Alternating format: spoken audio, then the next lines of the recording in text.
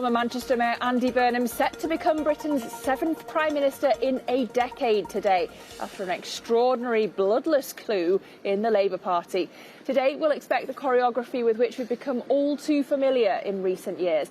Outgoing Prime Minister Keir Starmer will give a farewell speech here late morning before leaving for Buckingham Palace to tender his resignation to King Charles.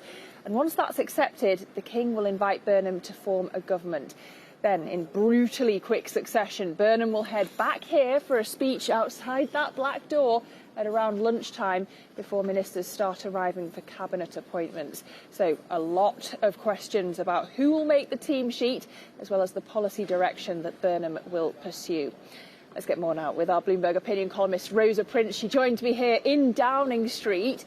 So Rosa, we know that Andy Burnham's all about optimism. That's what he brings with him from up north. Is that going to evaporate the moment he crosses the threshold and reality hits? As you say, I think life gets very real for Andy Burnham in a couple of hours. I always think the most sobering moment is when he gets in there and he's going to get the nuclear codes. He's going to have to write a message for what should be done in the event of a nuclear attack on Britain if he's incapacitated. And then he's going to have to draw up that cabinet, make that really decisive choice of who his chancellor is going to be.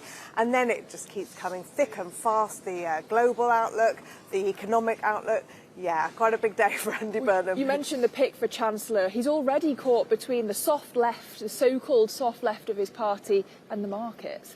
Now, he could surprise us, but it seems to have come down to a choice between Ed Miliband, currently the Energy Secretary, who is on that soft left, and the so-called fiscal hawk. That's how she's described herself, Shabana Mahmood.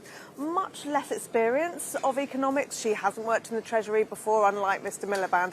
And I think that'll be quite a kind of defining moment for Mr Burnham's new cabinet. Which way will he go? What message does he want to send to the markets? And what will the response be if he does take that gamble on Ed Miliband, who is his close friend, who I think had assumed he would become the Chancellor?